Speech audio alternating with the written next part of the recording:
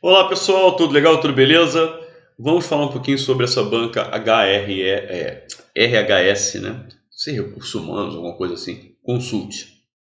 É engraçado, uma banca que fez pouquíssimas provas e muitos alunos me pediram para falar sobre essa banca, tá? E eu vou falar, olha, eu tenho uma certa dificuldade de falar sobre ela, por quê? Aquilo que eu sempre digo para meus alunos, né? Pô, Rosenthal, você tem bola de cristal para adivinhar o que cai em concurso público? Não, eu não tenho bola de cristal. O que, que eu faço?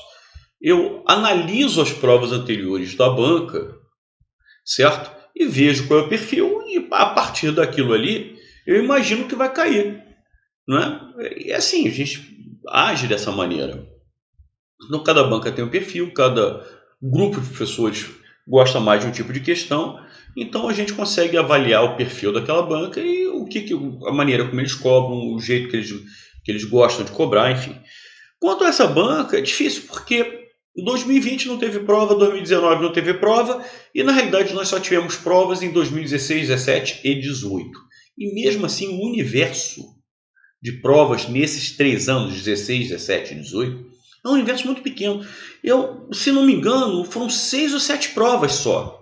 Eu analisei todas elas, todas as provas. Tá? Então, o universo é muito pequeno. Por exemplo, um assunto que eu falo para meus alunos, para eles estudarem sempre, é a parte de conjunções. Eu olhei todas as provas, não vi nenhuma questão de conjunção. Eu vou chegar para o meu aluno e falar, meu amigo, não estude conectores, não estude conjunções para essa banca, porque nessas 6 provas o assunto não caiu. Eu acho muito arriscado falar isso. O universo é muito pequeno para deduzir qual é efetivamente o perfil da banca. Tá legal? Eu acho que é um universo muito curto, muito estreito, para poder dizer com toda certeza como essa banca procede. De qualquer forma, o que eu vi cair? Agora, eu não deixaria de estudar conjunções nunca, nunca, nunca, para qualquer concurso. E aliás, posso falar a verdade, se você estiver estudando para qualquer outra banca, sobretudo aquelas mais tradicionais, FCC, FGV, CESP e tal, se você estiver estudando para essas bancas, você faz essa prova aqui com os pés nas costas. Então, o que eu vi cair nesses, né? Questões de interpretação de texto, sim, mas muito, muito ingênuas até, muito simplórias. Identificação de classes gramaticais, tal, se o termo é substantivo, se é adjetivo, se é advérbio, se é uma preposição. Questão envolvendo o uso de pronomes, certo? Você tem que usar o pronome eu, o pronome mim. Colocação pronominal, certo? O assunto gostam muito. Muita questão da nova ortografia, muita questão envolvendo hífen, envolvendo acentuação, enfim, muita questão, essa mudança das regras de acentuação, mudança da regra do hífen, tá? Questão de figuras, eles gostam, sem metáfora, metonímia, hipérbole, eufemismo, catacrese, aliteração, prosopopeia, enfim, eles gostam muito de questões de figuras. Né? Concordância, regência, pontuação. Vou botar aqui de novo colocação pronominal. Às vezes eles gostam desses assuntos, só que às vezes eles pegam todos eles, CP é colocação pronominal, que eu já tinha colocado aqui antes, e botam tudo isso aqui num bolo só, que é a identificação de frases certas e erradas. Então, às vezes, ele, em vez de perguntar, assinale a opção com erro de crase, ou assinale a opção com erro de regência, eles botam uma questão que envolve todos esses temas. Tá? Vi questão de crase isolada, vi questão de pontuação isolada, mas também vi questão em que eles envolviam tudo. Mas mesmo assim são questões muito simples. Aí aparece o emprego de Menas. Pô, Menas, pelo amor de Deus, Menas não existe. E assim vai, mesmo nessas questões em que eles misturam tudo, essas questões ainda assim são muito, muito, muito fáceis. E análise sintática, que eu vi, né? O cara pedir para você identificar um sujeito, um predicado, um objeto, e assim vai. Quer dizer, os assuntos que eu vi foram esses. Repito, você viu questão de conjunção, Rosenthal? Não vi. Ah, então não preciso estudar a conjunção para essa banca? Eu não deixaria de estudar a conjunção nunca. Nunca. Então vamos lá. Questão número 1. Assinale a alternativa adequada aos padrões da norma culta. Essa questão aqui envolve pronome, envolve regência. Então ele quer a adequada, certo? Não esqueça-se, o não atrai o pronome oblíquo. Não se esqueça de mim. Isso aqui é colocação pronominal. Deixei-a mais tranquila. Quem deixa alguém. O pronome oblíquo a é objeto direto. Quem deixa alguém. Então eu deixei a aluna mais tranquila. Eu substituo pelo pronome oblíquo a, porque é objeto direto. Né? Deixei a aluna mais tranquila. Legal? Quem deixa alguém. A aluna é objeto direto. Completa a ideia do verbo deixar sem preposição. Então é um objeto direto. O objeto direto eu substituo por o a ou as. Se for feminino e singular, a. Então o emprego do pronome oblíquo a está perfeito. E não está em próclise, ou seja, não vem antes do verbo. Se viesse antes do verbo, estaria errado, porque eu estaria iniciando a oração com pronome oblíquo. A colocação pronominal depois do verbo, ou seja, em ênclise após o verbo, você vê, eu coloquei o verbo deixei, e, enfim, o pronome oblíquo está perfeito. Entre eu e você não é necessário segredos. Aqui ó, vários erros, né? Primeiro que o certo seria entre mim e você. Tá? Só usamos eu se o pronome eu exercer a função de sujeito. Tá? Com a preposição entre, antes.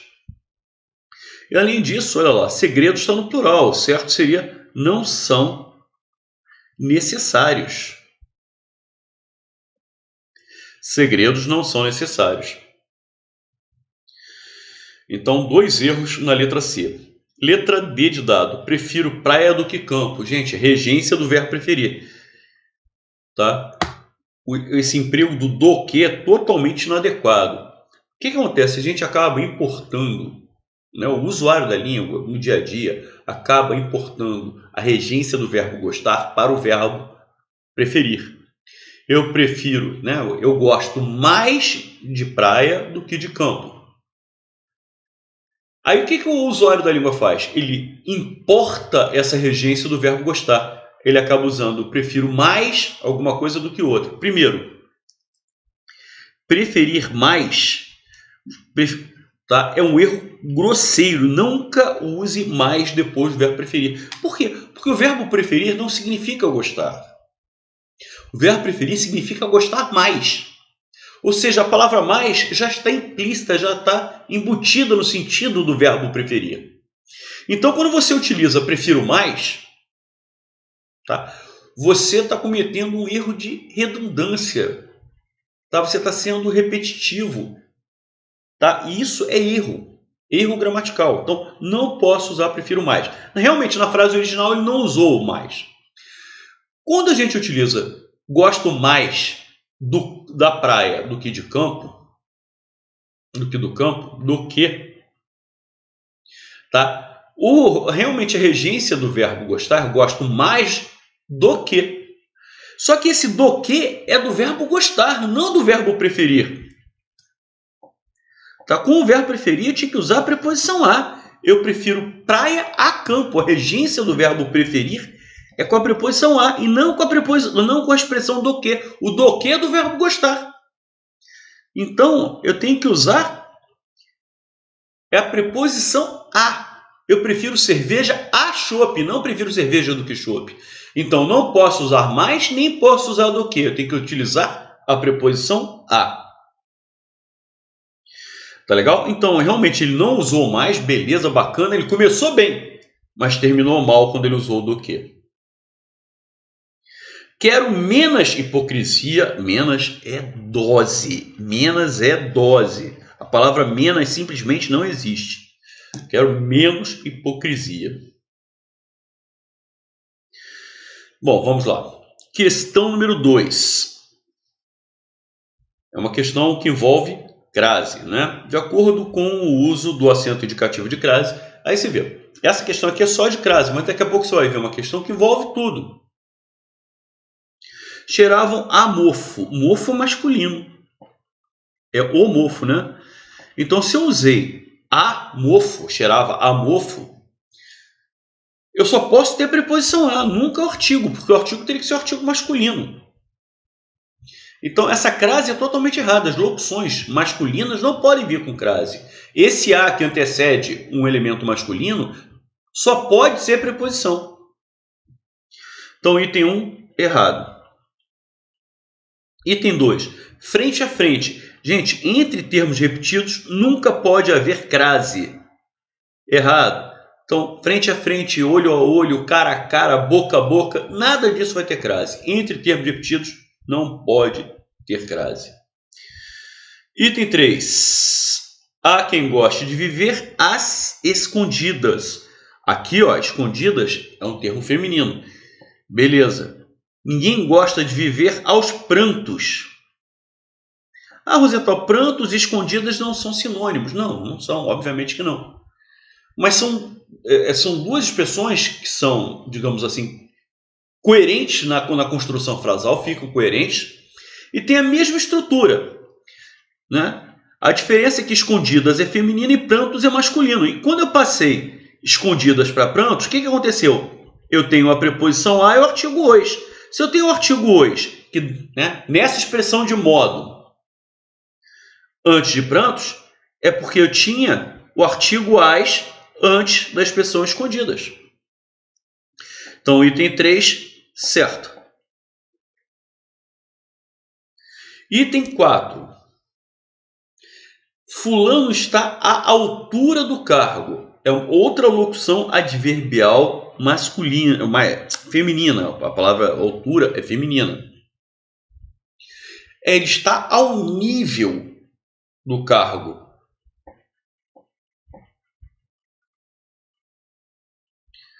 Tá? Então, se eu passo para ao, esse a é com crase. Beleza. É uma expressão feminina. Eu tenho a preposição a e o artigo o. Tanto é que quando eu substituir altura e nível por nível, que é masculino, passa de a para ao. Certo? Ele ficou à beira da estrada. Outra expressão feminina, beira é feminino. Ele ficou ao lado da estrada. Se eu passo para ao lado, eu tenho a preposição a e o artigo o. Se eu tenho preposição a e o artigo o, é porque eu tenho preposição e artigo aqui também. Então, o item 5 tem que ter crase mesmo. Perfeito. Então, os itens 3, 4 e 5 são craseados. A resposta é a letra A. Questão 3. Vamos lá. É lógico que essa questão aqui, gente, ela foi extraída de um texto, tá? Eu achei até desnecessário pegar o texto, tá? Basta olhar aqui as classes gramaticais e você identifica. Necessidade, por exemplo, é a necessidade. Eu tenho uma necessidade. Você vê que eu uso um artigo indefinido, uma. Eu tenho a necessidade. Se eu uso um artigo antes, é porque esse termo aqui é um substantivo. É até um substantivo abstrato. Então, o primeiro termo é um substantivo. Com isso, eu elimino as opções D e E. Simplesmente, esse sufixo mente, ele é formador de advérbio. Tá? Dando ideia até de modo. Então, segundo é advérbio. Elimino a letra B. Enxergar. Enxergar é um verbo no infinitivo. Mas esse aqui não ganha nada, porque tanto na opção A e na C, que são as sobreviventes, aparece verbo. Agora, para, a, ante, após, até, com, contra, desde, entre, para, perperante, por, para, gente. Poderia ser a preposição para, estou indo para São Paulo, para, preposição. Ou poderia ser o verbo, né? Ele para em frente ao sinal. Ele para. Aí seria o verbo parar. Se eu tivesse uma alternativa, por exemplo, se aqui na letra C, em vez de interjeição, interjeição o que é? É oh, i, ah, certo? Atim, enfim, qualquer coisa, né? Você demonstre um sentimento, raiva, felicidade. Isso é interjeição, tá? Oba! Algo assim. Então, só sobrou preposição. Se na alternativa C aparecesse verbo, aí eu teria que olhar o texto para ver se a palavra para seria a preposição para, estou indo para aí, ou se ele seria o verbo parar. Mas como sobrou apenas preposição e interjeição, né? Preposição na letra A, interjeição na letra C, para não pode ser interjeição nunca. Né? Enfim, a resposta é a letra A. Aí você tem uma questão de identificação de classes gramaticais, foi o que eu falei para vocês. Olha lá, as regras da nova ortografia, essa aqui envolvendo o emprego do hífen. Legal? Autoafirmação. Olha só, a regra básica é a seguinte. A regra básica para o emprego do hífen, certo? Nos prefixos. Todos eles aqui são prefixos. Alto, extra, super. Tal. Se depois do prefixo vier a mesma letra, por exemplo, alto. Qual é a última letra? Ó, se depois viesse a letra O ou a letra H, certo? A letra O ou a letra H, ou seja, sempre ou a última letra ou a letra H, aí você coloca o hífen. Senão você junta tudo. Como a letra seguinte não é nem O nem H, é a letra A,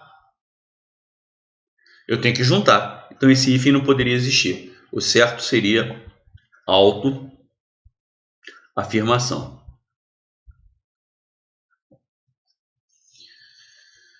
Certo? Mesma coisa. Extra seco.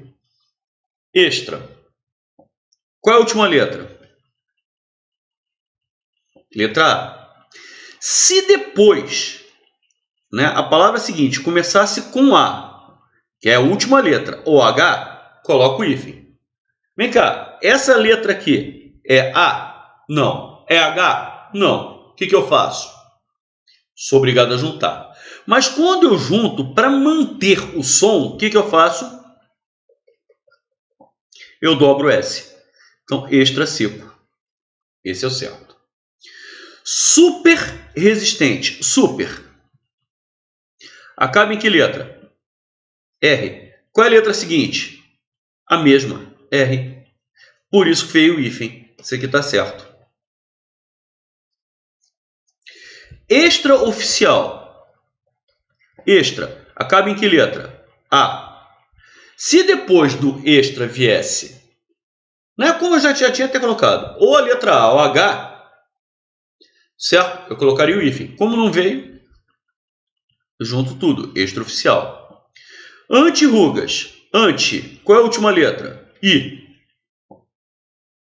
Por exemplo, se a letra seguinte fosse, se a palavra seguinte fosse ilusão, que é a mesma letra,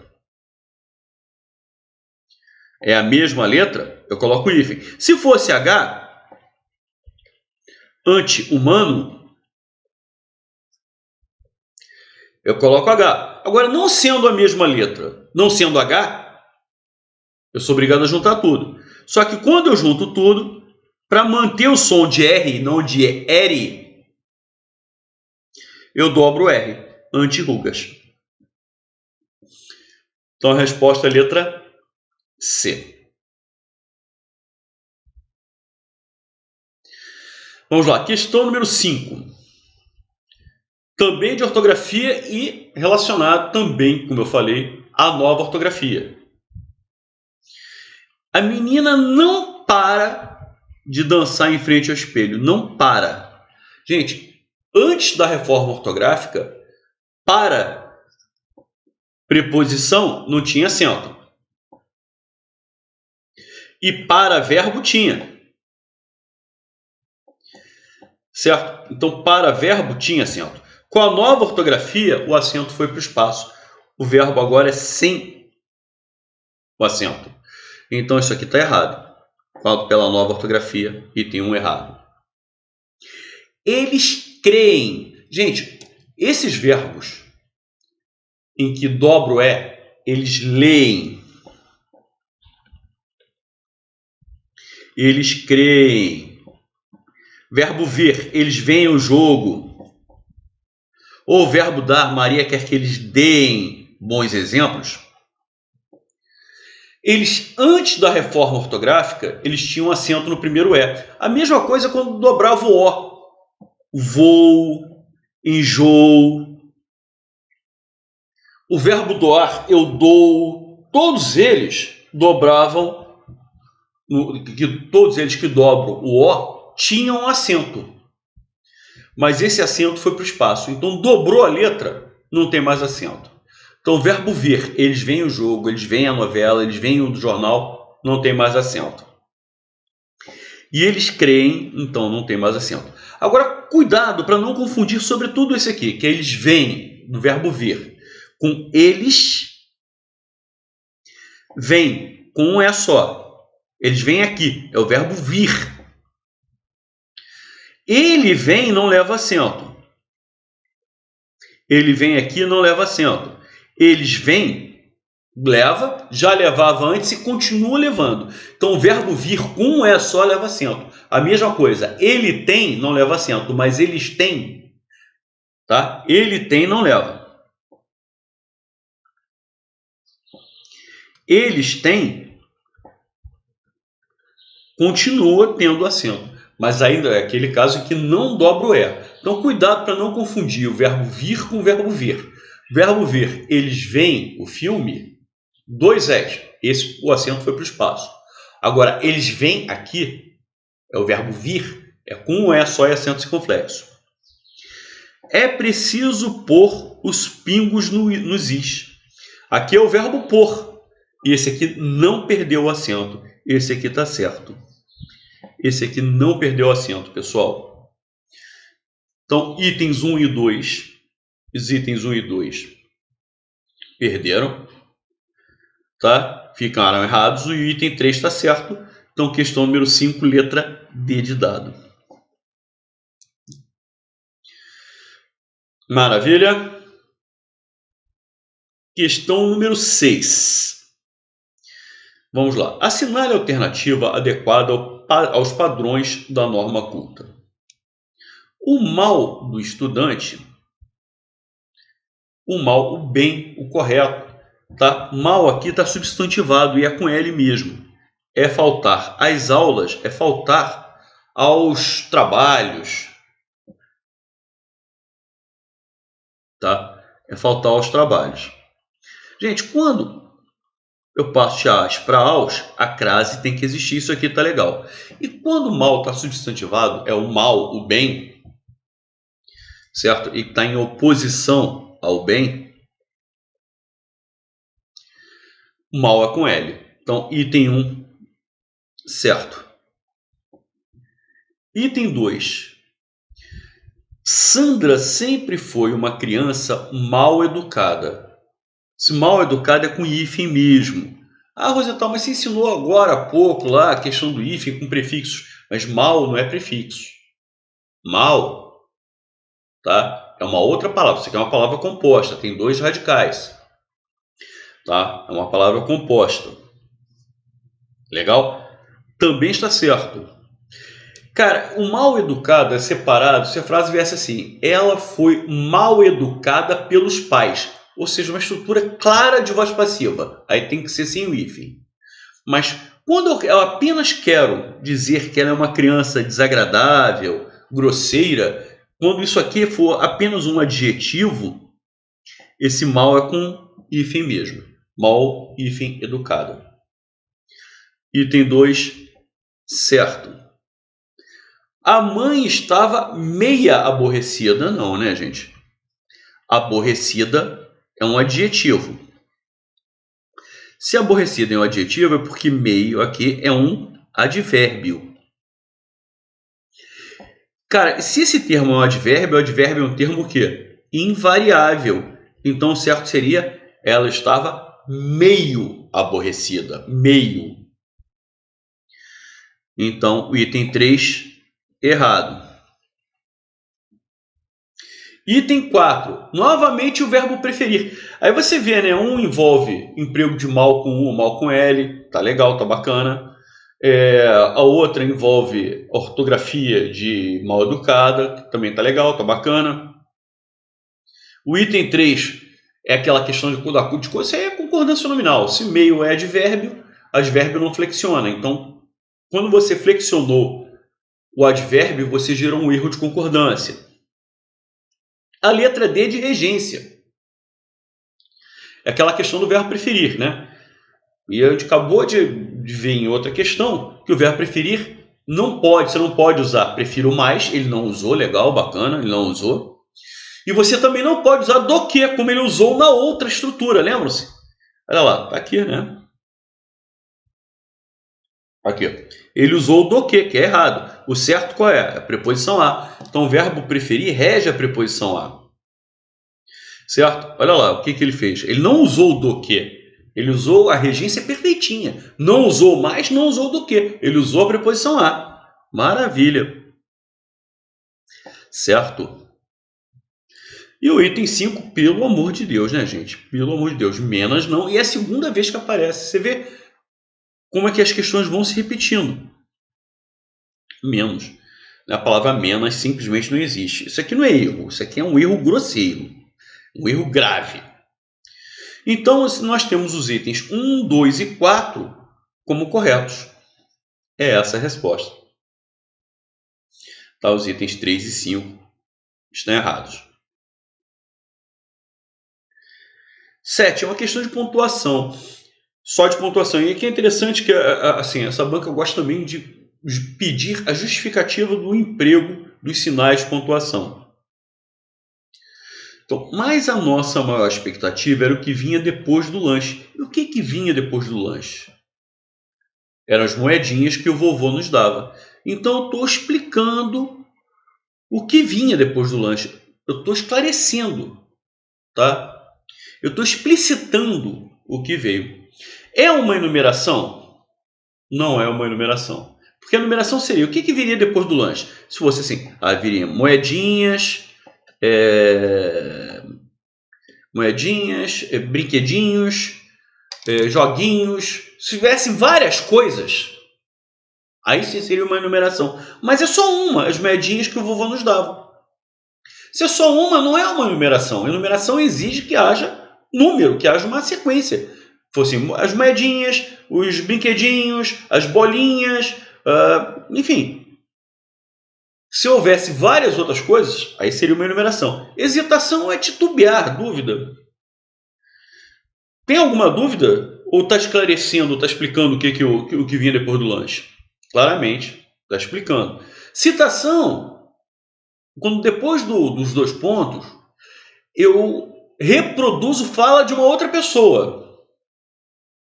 João disse, venha cá. Então, eu, Rosenthal, estou falando, olha, João me perguntou, Rosenthal, você virá amanhã? Olha lá, Rosenthal, você virá amanhã? Não sou eu que estou falando. Eu estou apenas reproduzindo o que o João me perguntou. Então, quando a gente fala em citação, isso requer uma reprodução da fala de outra pessoa. Dúvida e hesitação estariam no mesmo campo semântico. Então, aqui só pode ser mesmo um esclarecimento.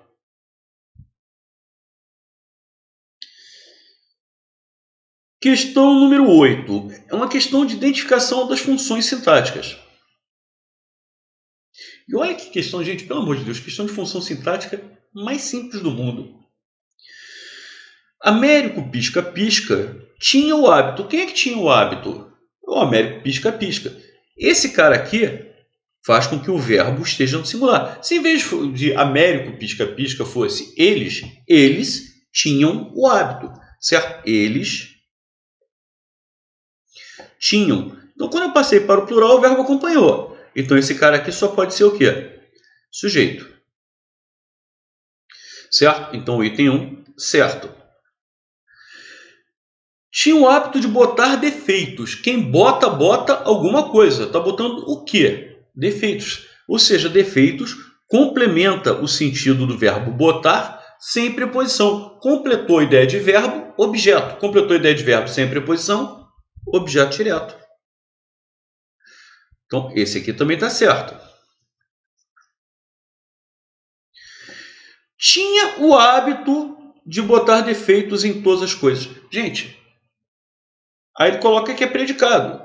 Quem é o sujeito? Américo pisca-pisca. Tudo aquilo que não é sujeito é predicado. Então, se o sujeito está aqui, o que vem a partir daqui, o que vem a partir do verbo, passa a ser predicado. Sim.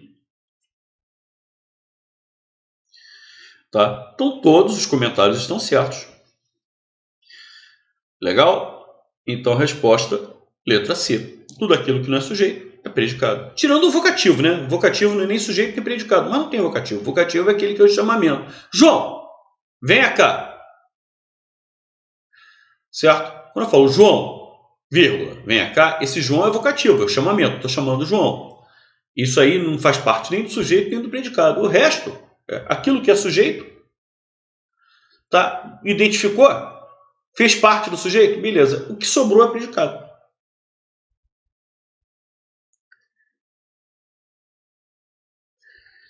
Questão número 9. Olha só que questão interessante. Sobre o emprego do senão. Mais uma questão envolvendo de uma determinada maneira a ortografia. Senão, porquê. Então são coisas que você deve... Mal, você viu que caiu o emprego do mal. Eles trabalham com muitas questões de ortografia. Você vê, quando a banca tende a não querer fazer provas muito complicadas, eles vão para esse caminho. Um detalhe interessante, vamos lá. Letra A. Então, vamos falar um pouquinho sobre o emprego do senão. Senão separado corresponde a caso não. E o senão junto a do contrário.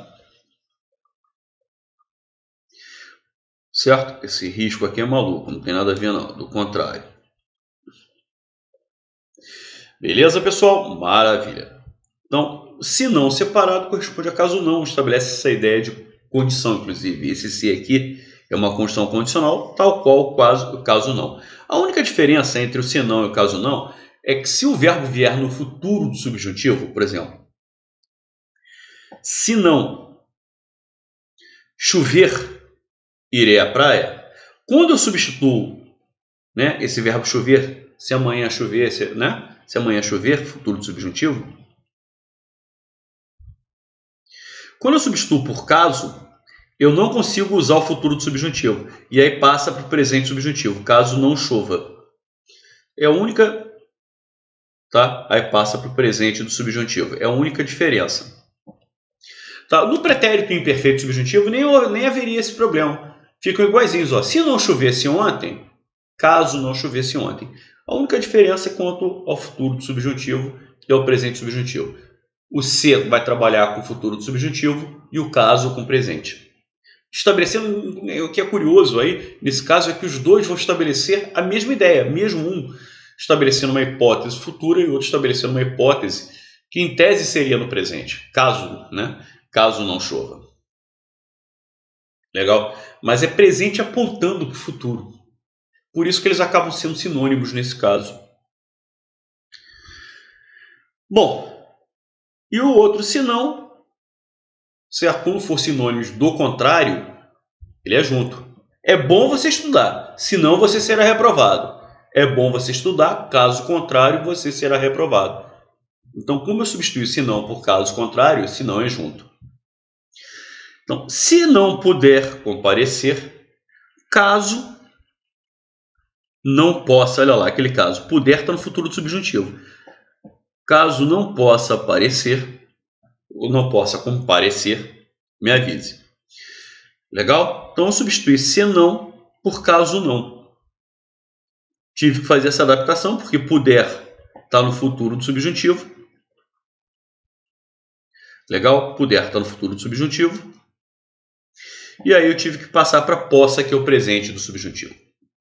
A letra A está bacana. Um detalhezinho legal em relação a essa letra A, esse me avise. Isso aqui está errado gramaticalmente. Eu não posso iniciar a oração por pronome oblíquo.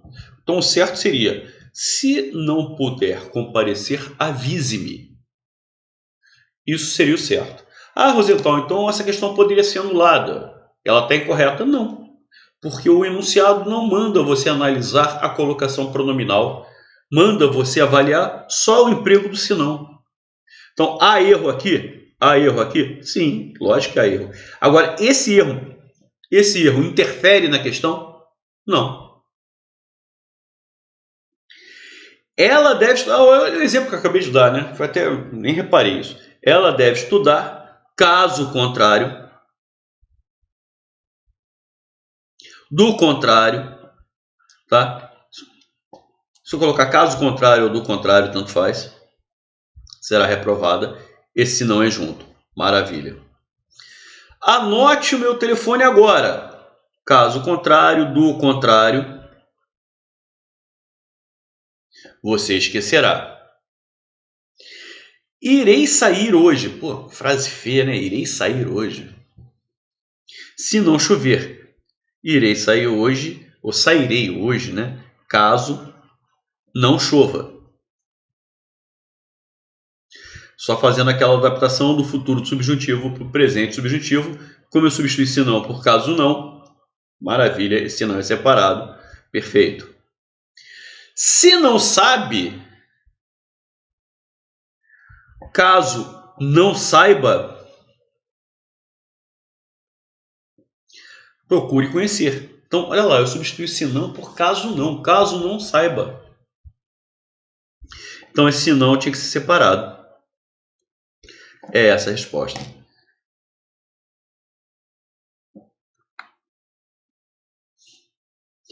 E a última questão, pessoal, a última questão é de figuras. Passa o tempo, tic-tac, tic-tac, tic-tac, tic-tac, e aí um poema belíssimo aí do Vinícius de Moraes, certo? E que figura é essa, gente? Essa figura se chama onomatopeia. O que é onomatopeia? A onomatopeia configura na imitação de um som de alguma coisa, tá? Então, tem o tic-tac que imita o som do relógio. Tem um texto, quando você escreve trim, você imita o som do tocar de um telefone. Que, aliás, hoje em dia nem existe mais isso, né? Mas os telefones antigos tocavam assim, trim. Tem um samba enredo muito bonito, antigo, do Império Serrano, que se chamava Bumbum Paticumbum pro Gurundum. O nome do samba enredo, o nome desse samba era exatamente esse, Bumbum Paticumbum pro Gurundum. Na realidade, isso daqui o que é? É uma onomatopeia, quando imita o som da batida do bumbo. Né? Então, onomatopeia é isso, é a imitação do som. Né? Tinha uma música que a Simone cantava há muitos anos, que era imitando o som de uma cigarra. Aí tem uma parte da música que era assim, si, e assim vai. Que era imitando o som da cigarra. Isso é uma onomatopeia. Então, quando você imita o som de alguma coisa, nós temos a onomatopeia. A metáfora a gente já sabe, né? Cai isso em tudo que é prova. Metáfora é uma comparação, mas sem conector comparativo. Tá? Então, a metáfora, por exemplo, ele é um leão. Eu estou comparando uma pessoa. João é um leão. Eu estou comparando João com um leão. Tá? Por quê? Porque é uma pessoa corajosa, porque, enfim, porque é uma pessoa forte. Então, agora se eu colocasse assim, João é forte como um leão, se eu usei o conector comparativo, a conjunção como, que é uma conjunção comparativa, já é uma outra figura de linguagem, que se chama comparação. A sonância e a aliteração são muito parecidos, tá? Só que a assonância é repetição de vogais. Tá? Então, quando você repete demais uma determinada vogal dentro de um poema ou dentro de um verso, tá? Já a aliteração é repetição de consoantes dentro de um verso. Aí é mais fácil, né? É mais fácil até de você exemplificar. Por exemplo, há muitas brincadeiras feitas com aliteração, não tanto com assonância. Né? O peito do pé do Pedro é preto, esse PPPP aí, né? Vovô viu a uva, vovô vê, então tem muitos Vs. Isso é literação. Com a assonância é mais difícil você ter exemplos de repetição. Tá? Seria Por exemplo, fé, tá? Isso geralmente até nas rimas acaba acontecendo assonância. E a prosopopeia é a mesma coisa que a personificação. O que é personificação? É você dar uma característica humana a algum elemento que não seja humano, né? Então, você colocar, por exemplo, um cachorro falando é uma literação. Tá? É você dizer que a caneta me explicou alguma coisa. Não, a caneta não pode me explicar nada. Então, estou dando um atributo humano à caneta, um objeto. Então, qualquer coisa que não seja humana, passando a ter um tratamento humano, é caso de prosopopeia, personificação. Beleza, galera? Deu para ter uma ideia dessa banca? Agora é aquilo que eu falo. É para ter uma ideia, certeza, olha, a banca é assim. Com um universo tão pequeno de provas, eu acho que é impossível a gente dizer, ah, essa banca é assim. Essa banca age assim. Ela vai ser sempre assim. Com 5, 6, 8 provas no máximo, é impossível você estabelecer um perfil para a banca. O que eu vi cair foi isso. Mas, como eu disse, não vi cair nenhuma questão de conjunção. Agora, se eu tivesse que fazer um concurso para essa banca, eu não deixaria de estudar conjunção de jeito nenhum. Mas de jeito nenhum mesmo. Tá legal, pessoal? Foi bonito? Maravilha! Tá? Continuem pedindo e eu vou continuar oferecendo sempre características dessas bancas, tá? Mostrando o perfil, mostrando a maneira como elas cobram as questões. Valeu, pessoal, um grande abraço e até a próxima.